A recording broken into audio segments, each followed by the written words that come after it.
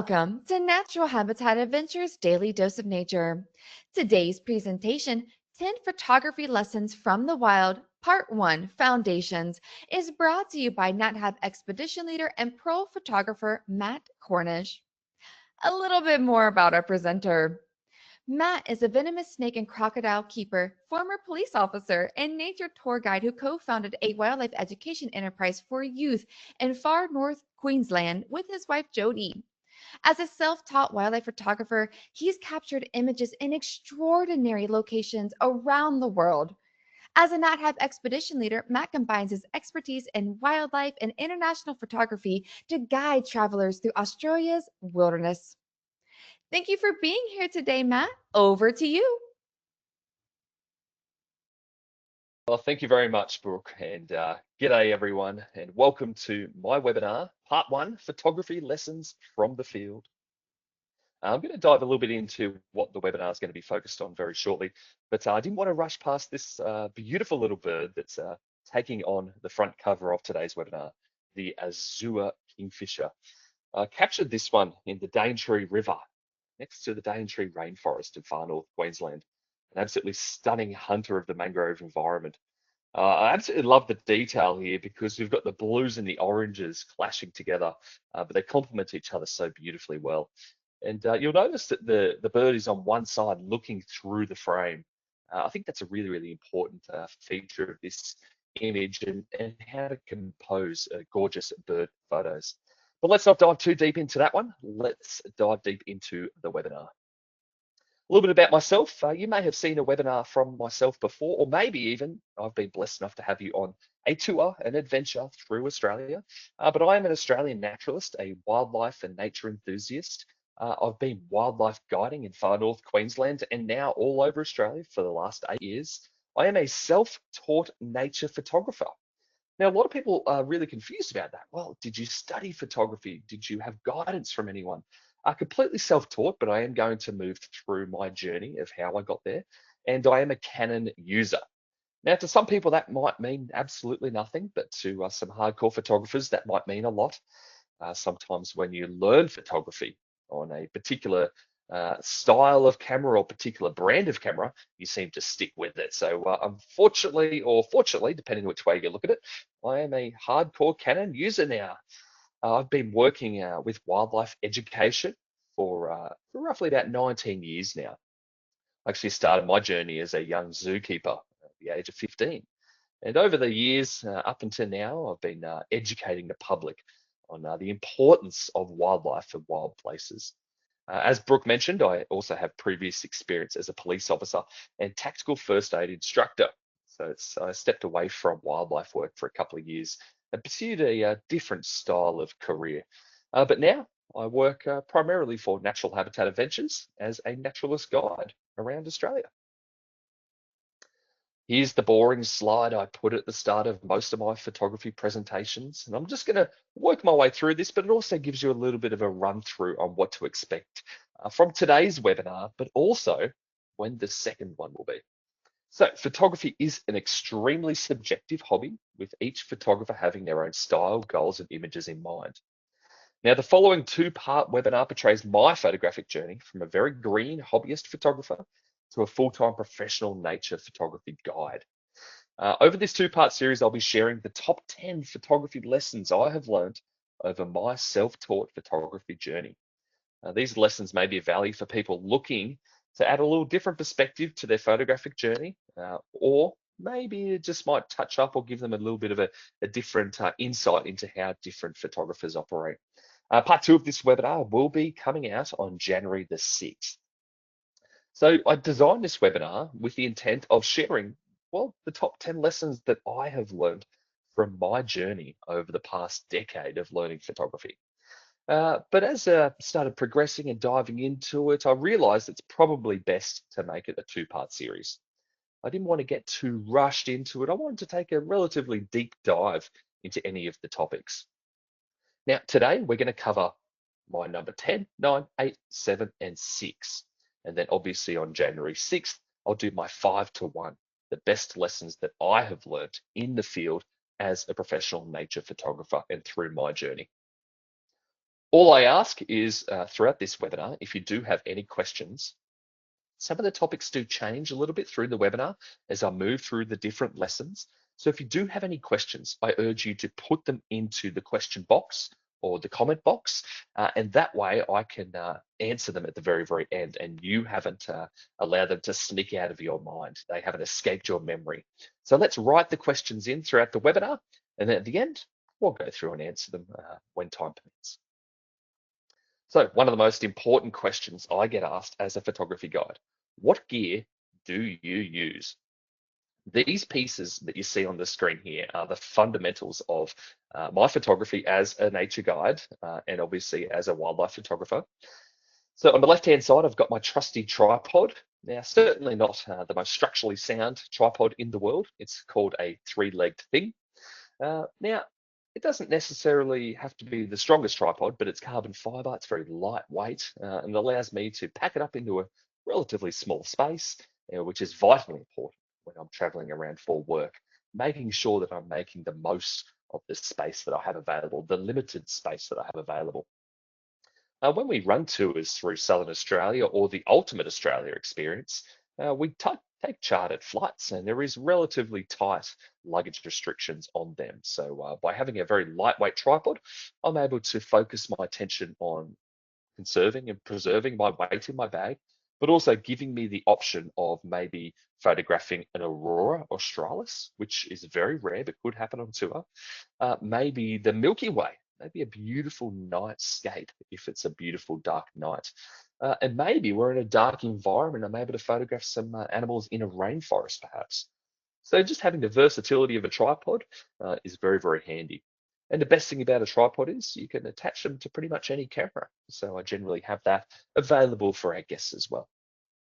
This little brick that says Samsung is something I've been using just fairly recently, and I've found to be absolutely amazing.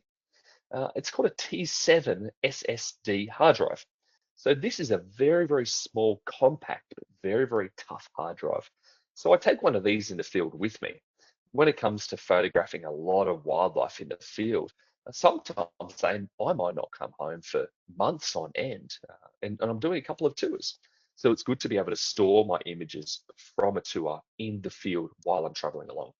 So generally after a week of work, while I'm on tour, I'll download my camera, put all the images through the computer onto the hard drive, and I can store them. And I know it's going to be safe because it is a SSD, so it's a solid state drive, which means there's less moving parts, but also it's very, very structurally sound. It's a very, very hard drive, if that makes sense.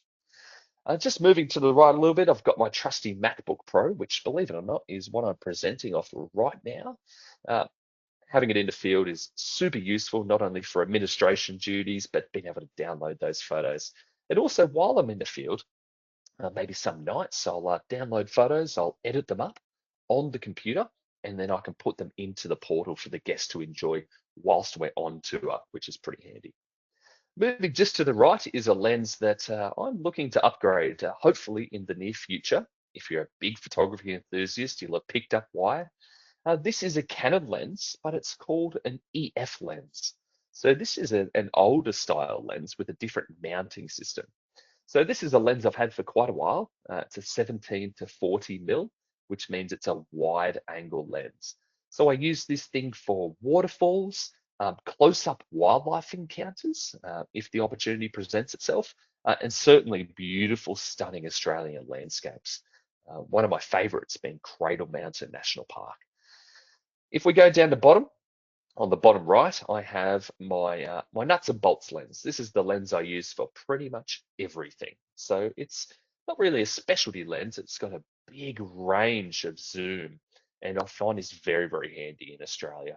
I've only had it for probably about 6 months now, but it's been an absolute game changer. This is a Canon 100 to 500 RF lens. So it actually mounts onto my camera beautifully, and it actually syncs in with my camera, has amazing image stabilization, beautiful zoom capabilities, and a few different functions that I thoroughly enjoy working with in the field. In the middle is my best friend, my Canon R3, my mirrorless operating system.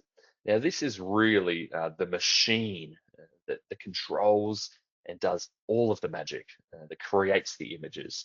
And familiarizing myself with that machine is one of the biggest jobs as a photographer. Now, lucky last lens is the one down the bottom on towards the left-hand side. This is a macro 100 mm. Now, this is a lens, a very, very specialized lens. It's a 2.8 f-stop, which means it does very, very well in low light. So I can use this during the daytime. It's 100 mils, got a little bit of zoom, but not too much. Maybe for a little bit of a closer up of a particular landscape, maybe of an animal that isn't too far away. But what it's purely designed for is for macro up close, grabbing details that you can't usually see with the naked eye. So sometimes I put the macro lens on, put a flash on, I use a diffuser, and I'm able to capture really intricate details of small animals, maybe invertebrates, some insects, maybe some frogs or reptiles. So it's a very, very specialized lens. And I take that on tour from time to time to see if I can dive into the undergrowth of some of our bushland in Australia. Oh, so that's all about the gear that I use in the field. Now, I want to dive into my journey to becoming a professional nature photographer. It's a very, very interesting journey. I actually talk to a lot of people about their journeys and how did you get to where you are? Really is a question I like to ask a lot of people. And for me, it's all about taking opportunities when they come up. If an opportunity presents itself, I always said, yeah, why not? Let's have a go. And that was really a learning experience for me. So on the left-hand side, I have an image that meant a lot to me. It was actually my first full-time job as a reptile keeper. I was 19 years of age and I was doing venomous snake shows for hundreds of people at the same time. So I actually grew up down in Sydney, believe it or not, down in New South Wales, and I moved up to far north Queensland at the age of 19. So I grew up in New South Wales. I started volunteering at a zoo when I was 15 years of age, and I started learning how zoos work and what's the important role of having captive animals. At the age of 19, I moved up to far north Queensland and I secured a job doing venomous snake shows, which was really, really interesting, but I learned a lot out of it. Uh, from there, I was actually working at a park that had a lot of crocodiles, and I learned a lot more about crocodiles, and I fell in love with them. These days, crocodiles are absolutely the driving force of my entire existence almost. They're absolutely my favorite species to not only represent the wild populations, but work with them time to time. The second image is actually me moving from venomous snake shows into crocodile shows, where I was conducting crocodile feeding shows and educating people about the importance of crocodiles and the power of such an ancient creature. Now, while I was working in zoos, I realized that I was being exposed to a lot of amazing animals that most people don't see. And I was having interactions with them in a captive sense that most people would never, ever have. And I actually had a colleague who was a photographer, and this is where Canon comes into play. He was a Canon photographer, and he said, Matt, you should look at doing photography. You can capture these really up close and personal experiences you're having with these animals, and you could share images that people have never seen before. So he actually captured this image, the second image of me feeding a crocodile, and he taught me really the fundamentals of photography. And some of those lessons that I've learned, I'm actually going to be passing on to you throughout this webinar. As time progressed, I moved into a few different careers away from captive animals, and I realized that I wanted to continue my passion for nature photography, but focus on wildlife, animals in the wild. So I actually got a big tripod, I got my first big lens on an old camera, and I started venturing around the beautiful rainforest of far north Queensland, trying to capture elusive animals in a wild setting. And this is really where my passion flourished. A few years ago, about 8 years ago now, I actually was identified at a photography competition. I'm going to dive into this very shortly, but that's where my guiding career started. So on the right-hand side, it's me walking around through the Daintree rainforest, searching for a highly elusive animal called the Bennett's tree kangaroo, which was an animal that I really, really wanted to photograph. It was really the pinnacle of elusive animals in my hometown. So the photo that changed it all. Now, in 2014, I believe it was, I was walking along a beach And I had my camera and I was diving into the world of photography. And I had this amazing bird, the southern cassowary, walk past me on the beach. Beautiful afternoon sun lighting it up. You can see the image on the left-hand side. We've got this gorgeous casque on top, which is this horn-like structure. It's made of keratin. It's got that peeling, like a toenail peeling off. You got these gorgeous striking colors, the amazing wattle hanging down, the heavy contrast of the black. It's just illuminated beautifully. So I captured this image. I thought, wow, this could be one of the most incredible photos I've ever taken. And I was so proud of it. Now, about 6 months later, there was a competition. A couple of competitions were starting to flow around. I thought, oh, I wonder if I should enter them. Oh, I don't know, I don't know, I don't know. I didn't really feel confident enough. And in 2017, 2018, there was a competition called the Wet Tropics World Heritage Area Nature Photography Competition. And I thought, oh, look, I'm going to submit it. This is going to be the first time I submit a photo into a competition. And it really changed. I ended up coming first in that competition, which completely shocked me. We had a ceremony where the award recipients were given out prizes, and I was there receiving a prize for a photo and then I didn't really know much about photography. I felt I was still very, very green, and I was surrounded by people who had dedicated decades to wildlife photography. I actually met a good friend of mine, James. I met him that day. And he asked me if I am interested in wildlife guiding or nature guiding. And that's where my life really took a pivot moment, because I said yes to the opportunity and I moved my entire life into guiding from that moment. So it really was a photo that changed it all. Now, you can see there's a couple of images on the right-hand side. There's a bookmark with the photo on it. There's a cover of a book. There's some educational material down the bottom. And there's also marketing for a business. So this photo features on all of those particular moments. So how did this photo do so well in the community? How did this photo spread like wildfire? How did it end up on the front cover of a field guide book for birds in the local area? How did it end up on a bookmark? Well, I started focusing my attention on stock images. So I was getting images in the field of animals, elusive animals, and I was submitting them onto stock websites. Shutterstock is one of them. iStock is another. I was putting them on there and thinking, well, I don't think I could sell these images. I'm very, very green. And I sort of underestimated the power of these images. So I was submitting them on stock websites and where you get paid a very, very small amount, but the images can actually spread and they can be used for marketing material by businesses. They can be used for a front cover of a book. They can be used for educational material. So the question is, are stock websites worth it? Now, a lot of people say to me, oh, I don't know whether I should submit images to stock websites. If you are new to the game and you're looking to maybe expose yourself into the broader community, you're ready to share your images far and wide, I think stock websites are a fantastic way to do that.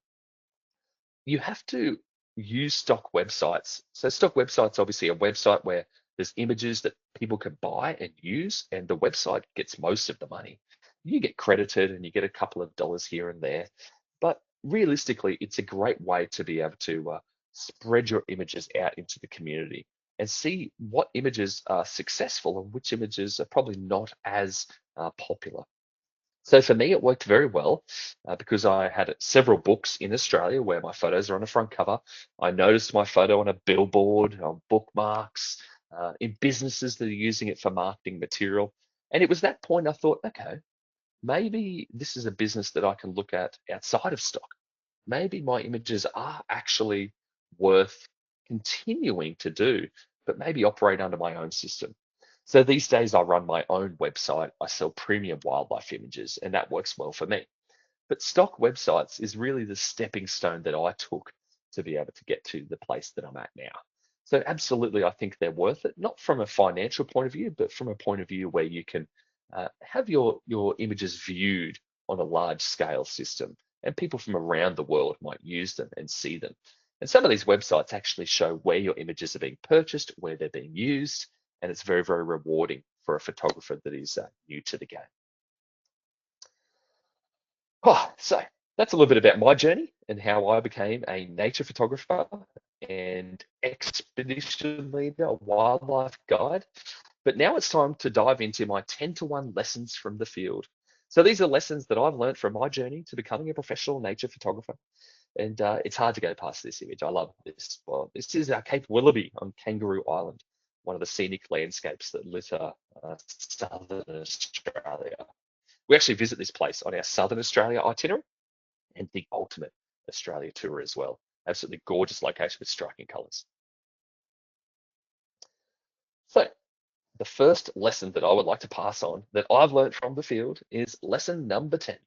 A good glass is worth the investment. You get what you pay for. Now, this was a lesson that I learned when I was a young kid. My dad, when he would buy tools, he would always buy the most expensive screwdrivers and spanners and you name it. And he said to me, Matt, you buy a good one and you'll only have to buy it once.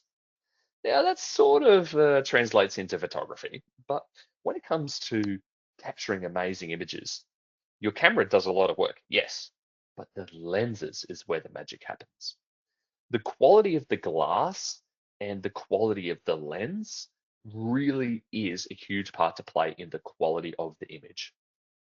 So I'm a Canon user. I only use L series lenses. So these are a white lens primarily, and it's got a red ring around the very end, you can see. So with that little right there, that little red ring is an identifier that this is an L series lens. So they're the style of lenses that I like to buy. They are the premium lenses with Canon. They are definitely more expensive than other lenses, but with that beautiful clean glass, the lightweight lens, and the low light capability, it is the best way to be able to achieve the best photographic results with the encounter you're having. Now, again, I'm a Canon user, but I have looked at Nikon and Sony, and it appears that the Nikkor S series and the G Master series for Nikon and Sony are really the premium lenses that you would be looking for if you're looking to purchase good quality glass. Now, yes, they are a little bit more expensive, but I believe the results speak for themselves. The quality of the image will be dramatically enhanced with good quality glass. This was a lesson that I learned from the very beginning when I started my photographic journey, that the lens is almost more important than the camera itself. So I was always purchasing good quality glass. Even as a zookeeper, I was purchasing good quality glass and understanding the quality of the images reflects the quality of the glass. And like everything, you get what you pay for. So that is lesson number 10. Good glass is worth the investment. Now, number 9, use natural light to your advantage. But be honest, lighting can be very restrictive. I sometimes give up when it comes to lighting, but don't give up all the time. See if you can be creative. See if you can maneuver yourself. See if the subject is going to maneuver itself. See if the lighting can actually be a little bit creative and complement the subject. This beautiful image I've got here is actually a striated heron on the Daintree River, and I had the most instantly beautiful morning light. Just lit up the subject perfectly. It was one of those images you could just point your camera, take the picture, and I was really happy with it. So that was light that was really good. I had my back to the light, beaming through, lighting up this subject just like that. But it's not always the case. I'm going to move through a couple of slides now that demonstrate lighting that isn't really that great, and images that I certainly would have changed in the field if I had the opportunity again. We've actually got two of our very famous animals here. We've got the emu on the left-hand side, and we've got a wallaroo, common wallaroo on the right-hand side. Now, you've probably never heard of a wallaroo, but you've heard of a kangaroo. Maybe you've heard of a wallaby. Well, this is like halfway between. So a wallaroo is actually like a medium-sized, smaller style of a kangaroo. But if you come to Australia, you'll learn all about all that. But let's keep our focus on these images. So these two images I picked as bad lighting opportunities and images that I probably made a mistake on. So on the left-hand side, we've got this emu. It looks like the center of attention's on his face, beautiful blue. We've got these really dirty plumage around the neck, lots of seeds sticking in there. But then as we go down the back, there's this big light streak across the emu's back. Now, I would say this is bad lighting. the light has actually projected onto the back of this animal and created this huge highlight line through its back. Now, when you look at an image as a viewer, you want their eyes to be attracted immediately to a particular part of the image. For this particular image, I want people's attention to be drawn up the neck to the face. But unfortunately, with this really heavy highlighted back that's bouncing out at my eyes, I find it quite distracting. My eyes want to look at that rather than the face of the subject. So for this, I would say that's bad lighting. If I had that moment again, I'd probably wait till that animal was in full shade and then I would capture it again. So unfortunately, walking around underneath the tree, some of that light is going to get through, and that's what's happened in that image. Now, some of you might think I'm very fussy when it comes to these images, and that's really what I'm all about. I like to critique my images very, very closely and look at ways in which I can enhance them moving forward. All right, we've got our wallaroo on the right-hand side. Now, for this one, very, very similar, but we're looking at the shadow. You can see there's a big shadow that goes straight across the back, being broadcasted from the head of this wallaroo. So this is a situation where I could have very easily adjusted my position and captured a better image. If I was to move around at maybe a 90-degree angle to the right, I would have had the sun behind me rather than being to my right, and I would have been able to capture the animal with its entire face, forearms, and chest well illuminated with that beautiful afternoon light. You can see based on the shadow, the sun was very, very low in the sky. It was producing this gorgeous afternoon light. But unfortunately, the angle in which I captured this image was wrong. This big shadow broadcast across the back creates a very, very strong contrast on the animal with the colors, and again, very distracting for the viewer.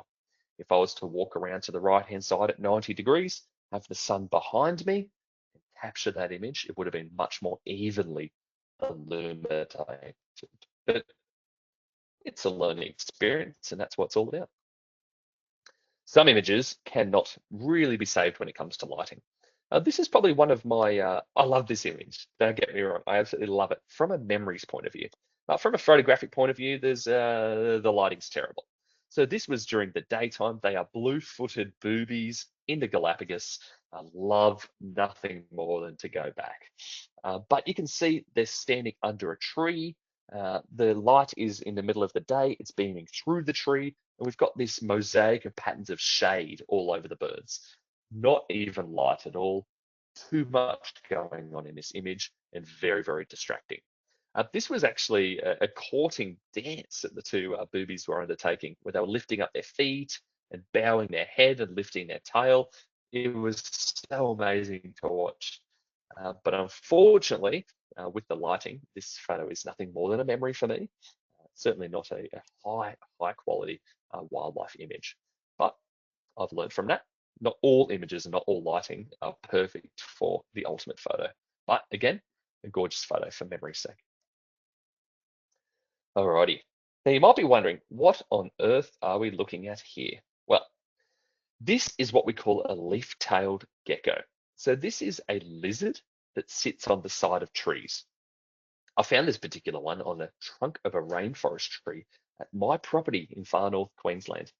And I noticed by looking at it front on from where I was, it blended in with the tree really well. It camouflaged in, but there was also this harsh light bouncing across and hitting the back of the leaf-tailed gecko. So from the angle of shooting it front on and getting a flat lizard on a tree with bright light, it was very distracting, very hard to create or capture a character of this subject.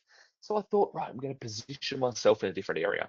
I actually climbed a ladder and I laid down next to the trunk of the tree and looked up the tree with my lens. So my lens was resting on the tree trunk, looking up. And I was able to make eye contact with this animal, but also the lighting from this particular perspective was not distracting. I felt it actually complemented the image. So on the right-hand side, the light was lighting it up, and then on the left-hand side rather, it was darkening it a little bit. Add a little bit of dimension to the image without that harshness and distraction of the lighting. So sometimes by positioning yourself in a different angle, you're able to capture different features and use the lighting to your favor. In this particular case as well, by creating this different angle, I've also reduced a depth of field. You'll notice the foreground is blurry, the background is blurry, and all of a sudden the face and a little bit of the tree is in focus. This is called a narrow depth of field. And by doing this, we're reducing the impact of distracting features of the image that are created by the light. I hope that makes sense. Create less distractions by looking at different angles. And that's what we achieved there. So in my books, that's a winner. Now, these are some images that I've captured in a field that I haven't been truly happy with. Now, these are images whereby the light was so intense, or maybe I overexposed the image, or maybe there was too much going on, or it was a little bit too hard to focus on. So on the left-hand side, we have an Australian sea lion, and it was so bright that day that the front of the animal was shadows, and the sand was just covered in very grainy distractions all the time. So I thought, right, I'm going to adjust my settings to see if I can combat this really harsh light. So I overexposed the image.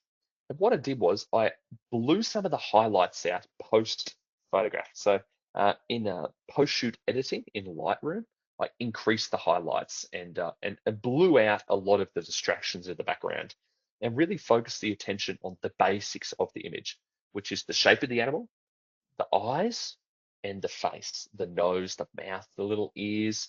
And I thought, well, less is more.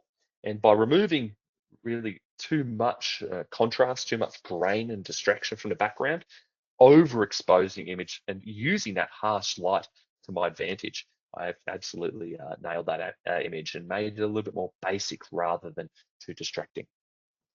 On the right-hand side, we have a Lumholtz tree kangaroo. This animal was in a rainforest, very, very patchy light. What I did was I decided to turn it black and white. And the reason is because there was a lot of greens, a lot of browns, a lot of dark greens, a lot of light greens, a lot of dark browns and light browns and blacks, and it was a bit too much.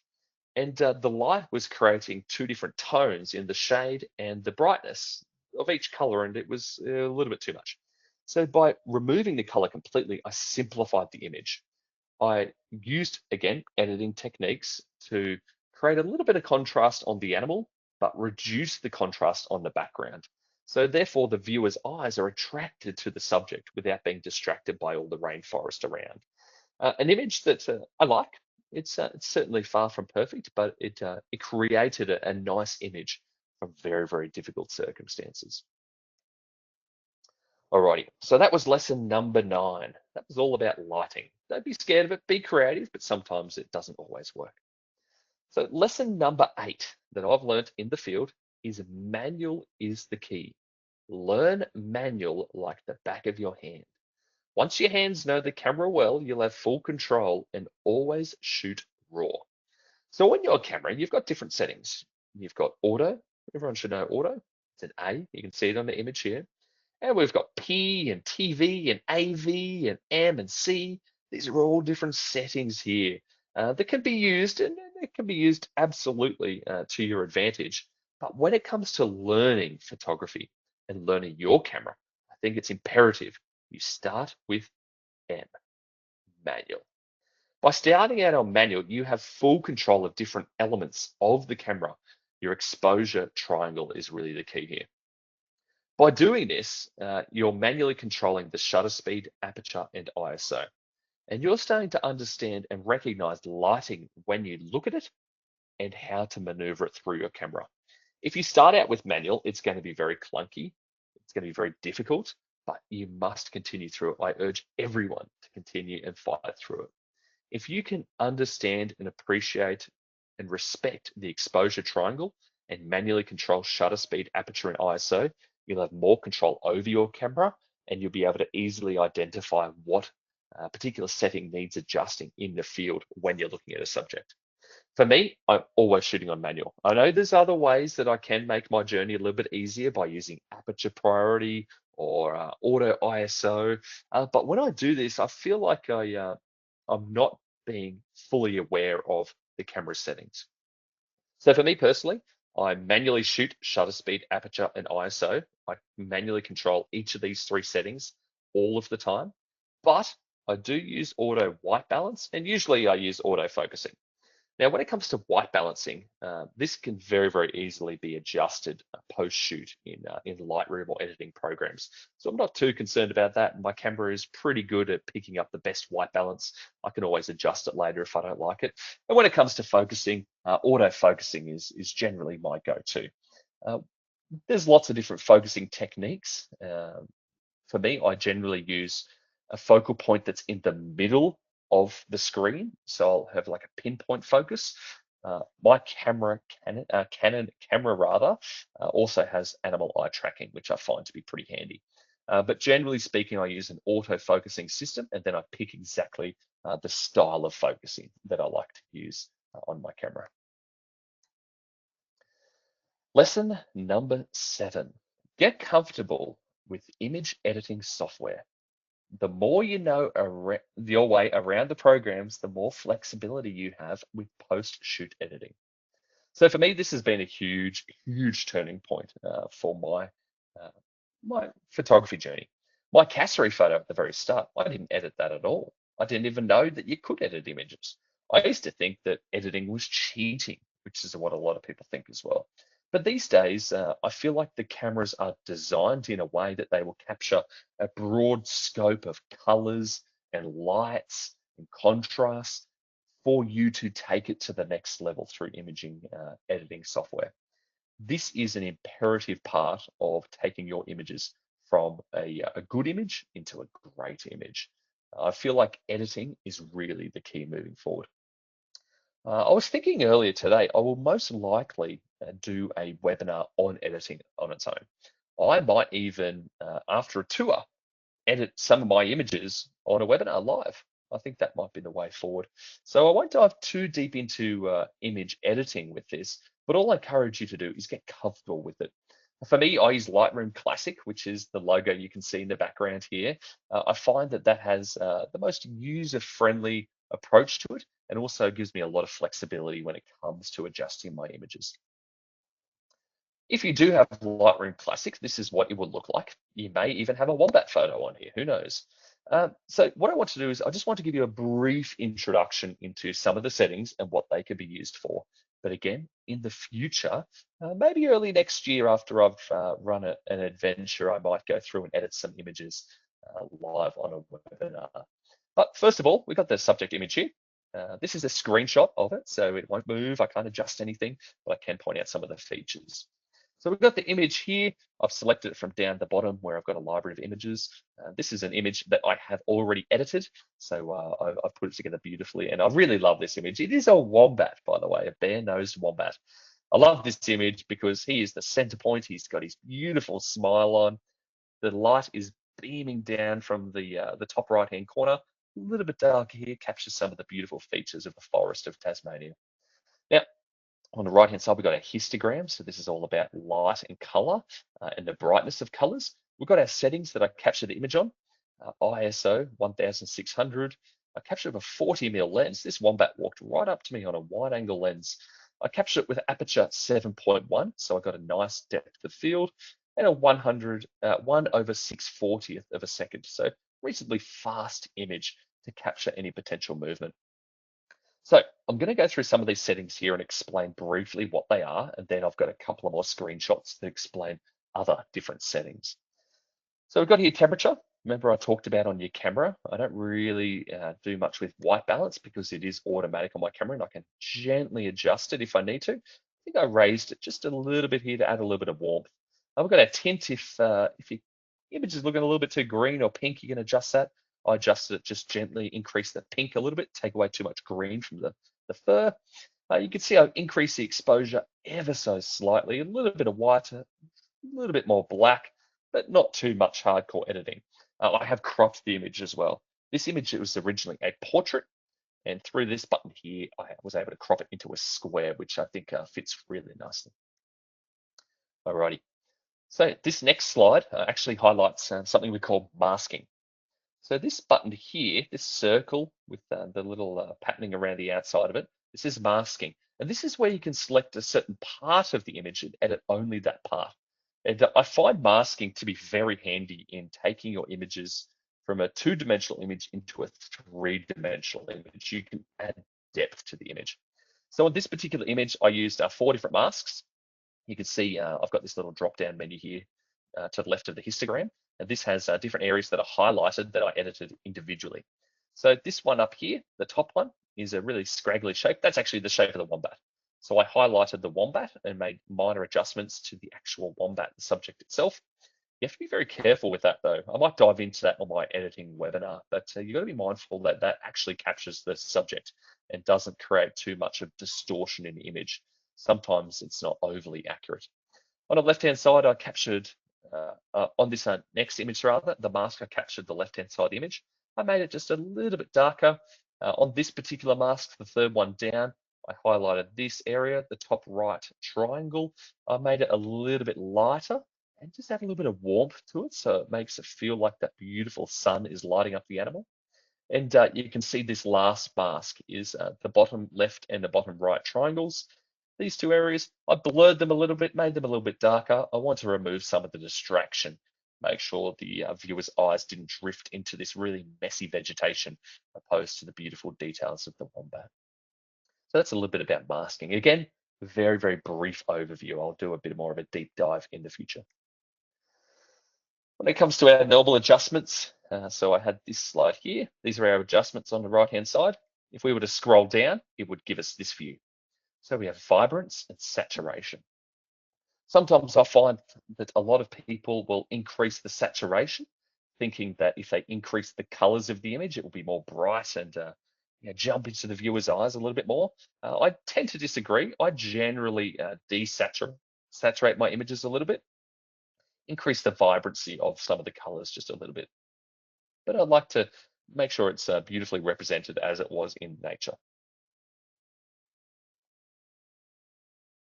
You can see a little bit further down, we can actually adjust different colors. So we've got the hue, the saturation, the luminance of different colors. For me, I adjusted the luminance of the green. I found these greens were a little bit too light. So what I want to do is darken them a little bit, just add that little bit of a more of a richer tone to them. And I brought out the greens and made it complement the image without being too distracting. If we scroll down a little bit further, we also have denoising functions, which are fantastic.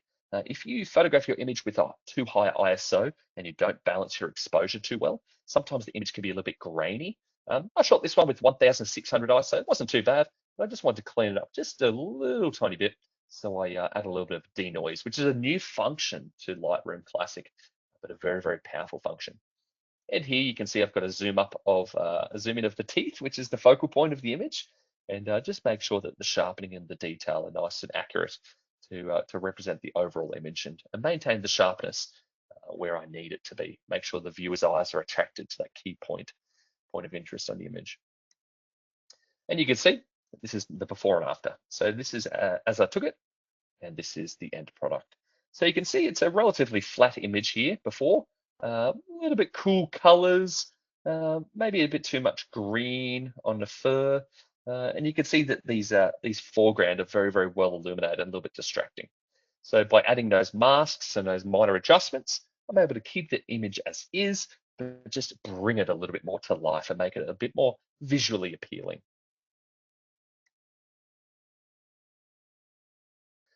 Alrighty, I'm coming up to the last lesson of the day for my 10-to-1 lessons in the field. Number 6, always look back at older images. This is a lesson that I've learned over the last couple of years. Improvement is rewarding. Don't get stuck on negative perceptions. Sometimes photographers will look at other photographers' images and think, how come I can't achieve that? How come my image doesn't look like that? Heck, even I've done that plenty of times.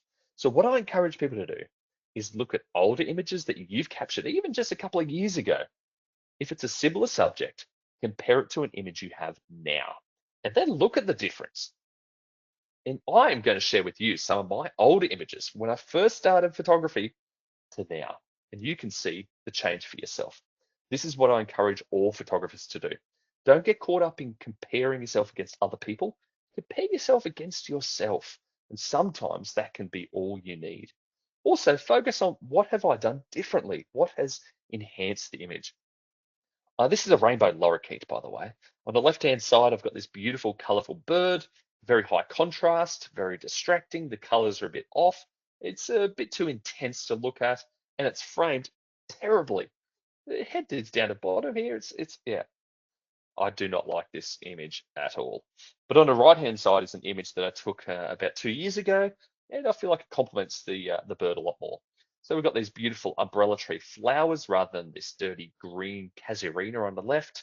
So these colors complement the bird as well. We've got a beautiful focal point on the head, which is almost in the middle of the image. Beautiful detail in this gorgeous tongue. The colors are very soft and even light. Ah, a lot more enjoyable to look at. So I've got a couple more examples that I'd like to show you of improvements that I've made over my journey, and I encourage you to do the same thing. A leaf-tailed gecko. Remember that guy that I shot up on the tree, photographed in the tree, different perspective? Well, this is what he actually looks like when you capture his whole body.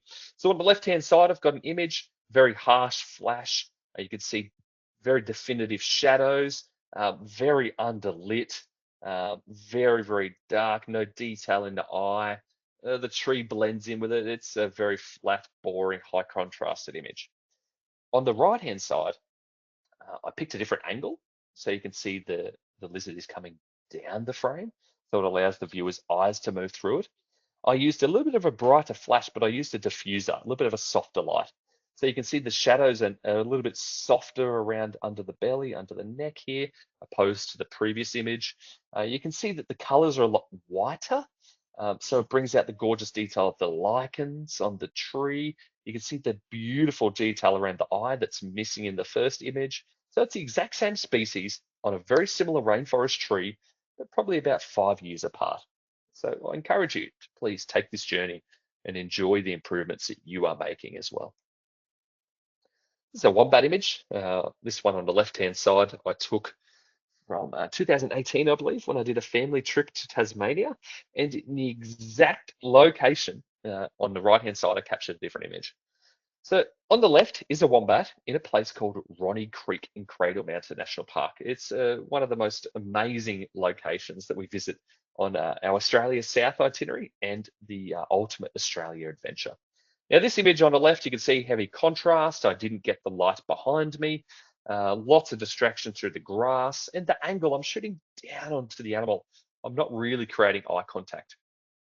So I looked at this image and I was, over the years, I've been a little bit disappointed with it. Thinking, I really want another chance.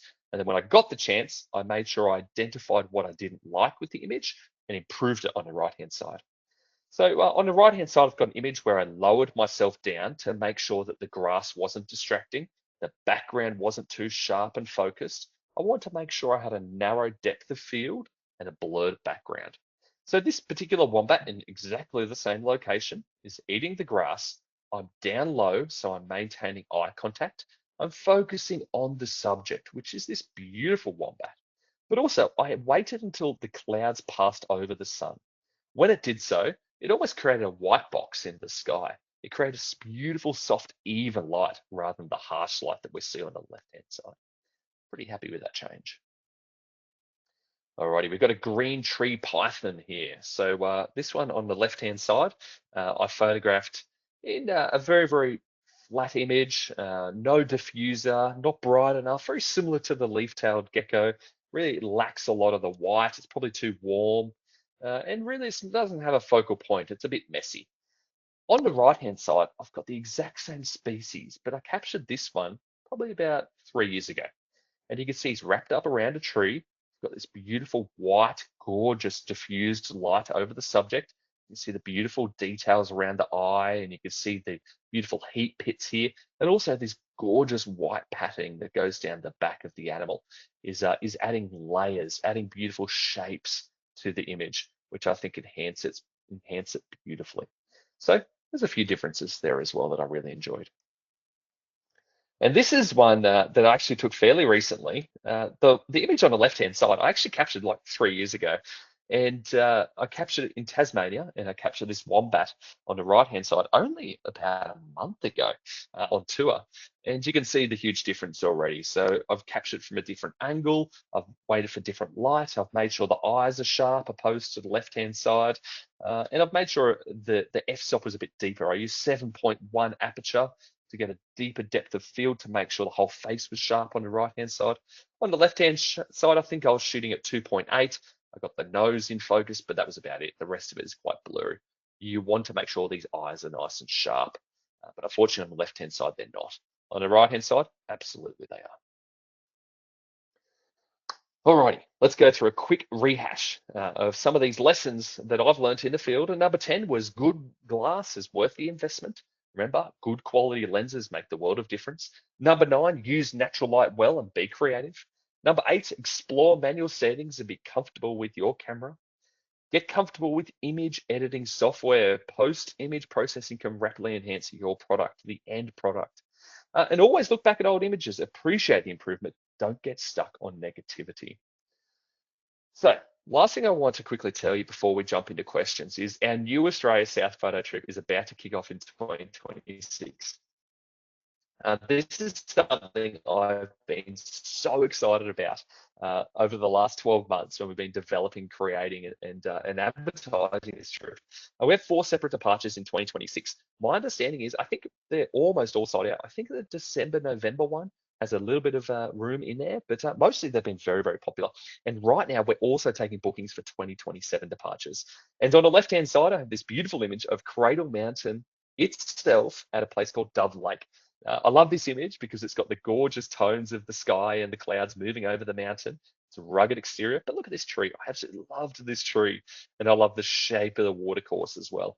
There's a lot of different shapes and styles and different identifying features of this image without being too distracting and overwhelming. So I hope if you are interested in photography and you'd like to come and explore Australia, I look forward to standing in this exact location and capturing amazing images with you.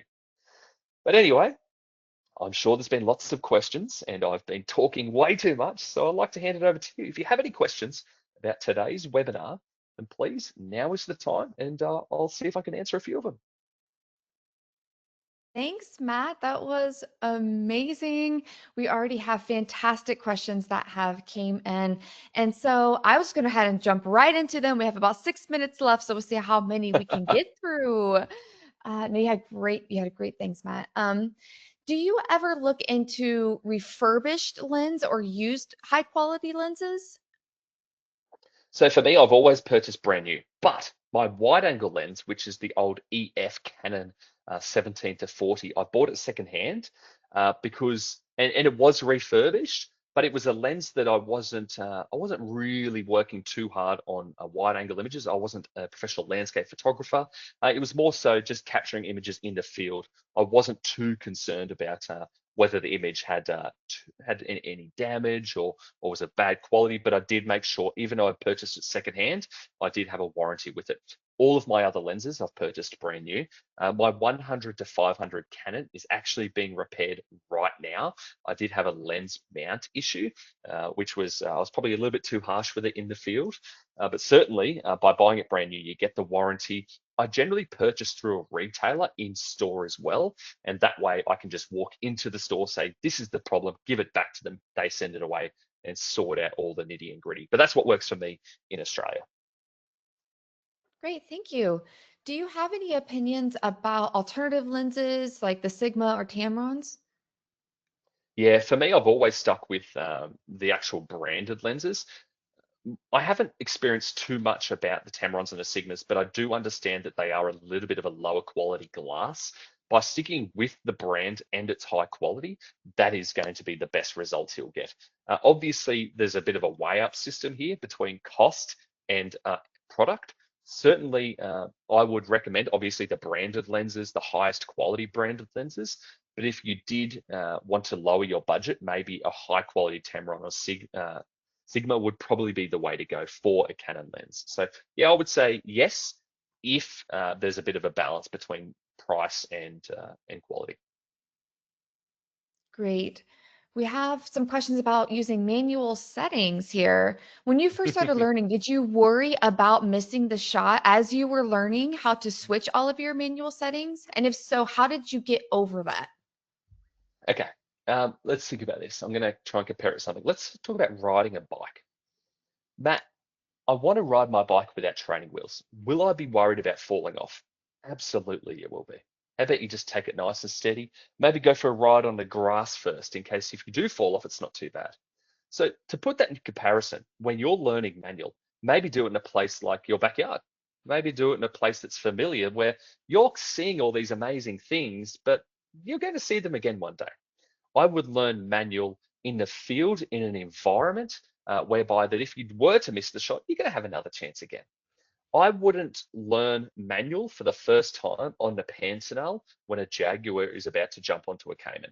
That's probably not the best time to learn manual. You would want to learn it in a comfortable place beforehand, so you're familiar with your camera settings before you venture into these places with, call it high risk wildlife photography moments, moments that you don't want to miss.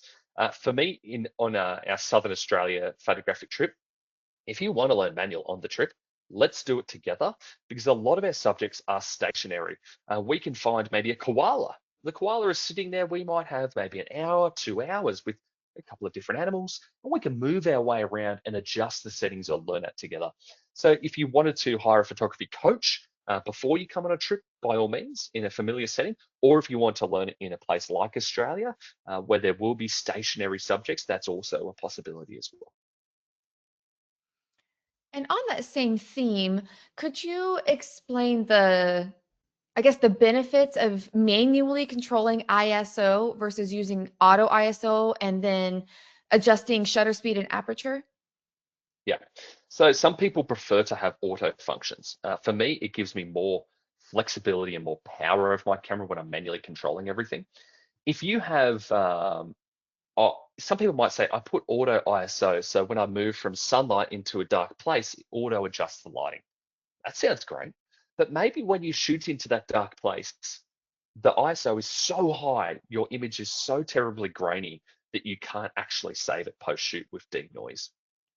But maybe if you look back at that moment, you could have dropped your aperture down. You could have probably adjusted your shutter speed down a couple of pegs while holding it very still and positioning yourself against a tree. So there are your two options. One, you rely on the automatic functions of the camera, which could let you down. Or if you have intimate knowledge of the manual settings and full control of it, you can identify the lighting and adjust to suit to make sure that you use your camera to the best capability. Sometimes once you know manual, you know the camera better than the camera knows itself. I guess that's the best way of putting it. Sometimes the camera will make auto adjustments to make sure the light is even on a histogram, but that doesn't necessarily benefit the image. That's a really, really difficult way of putting it. But more control will allow you to have a better end product. Don't rely on auto functions of your camera. Great, thank you. And here, going back to your stock website tip that you had, Mm, do you mm. have any particular websites that people should look into that also give credits to the creator? Yeah, so Shutterstock and iStock is what I've used, and not all the time will the photographer be credited, but sometimes it is. So with book publications, for instance, they will always say, this image Shutterstock dash Matt Cornish or something similar, but not all the time. I certainly wouldn't rely upon it. I've seen billboards with my photo on, it, and the only reason I know it's my photo is because I know it's my photo. But also, I've seen books where my name is on the inside as, credit to blah, blah, blah. It's interesting because I'm actually in Brisbane at the moment, in the capital of Queensland, and I am going to the museum later today. It's only 7 o'clock this morning, and I'm going to the museum later because there's an amazing crocodile exhibit on. And some of my photos are actually there that were basic photos that I had on stock websites from years ago, and I found out they were on display at the museum. And they are obviously, being a professional organization like that, they've credited me. So when I go there, it will have my name on there and my image. So that's an example of the stock website creating exposure where you can see it, but not always will it be credited. Wow, how cool. Congratulations, Matt. That is great. Thank you. Wow. Well, with that, everyone, we have reached the top of the hour, so I will turn it to you for any last closing comments. Well, I didn't want to really close off this webinar because, as I've already mentioned, there is a second part, and this is it. So, photography lessons from the field, part two. If you did enjoy this, I am going to be diving into my 5, 4, 3, 2, 1 of the lessons that I've learned in the field. That will be on January 6th. It will be obviously one of the daily dose of nature, and I must say these next lessons are really the pinnacle moments that have taken my photography not only from amateur to professional, but also created really intimate wildlife encounters and lessons that are probably a little bit alternative. When I was studying for this webinar and putting together my ideas, I've reached out to a couple other photographers and we are not on the same page at all. So very, very subjective opinion on these lessons. But if you are interested in diving deep into this topic even further, then by all means, please tune in for part two, which will be on January the 6th next year. Wow, wonderful. Can't believe it's 2026. Awesome. Well, Matt, thank you so much for taking the time to present to us today. And I would like to thank everyone who tuned in. If you're interested in information on how you can travel with NatHab, give us a call at 800-54-38917 or send us an email at info@nathab.com. Our adventure specialists are more than happy to help you. If you're part of a photo club and would like NatHab to speak to your members about nature and travel photography, email us at webinars@nathab.com.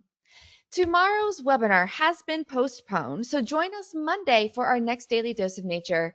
You can check out next week's lineup, including registration links, on our website at nathab.com/webinars. We did record today's presentation, and the replay will be available on our website soon. With that, I will conclude the webinar. Goodbye, everybody.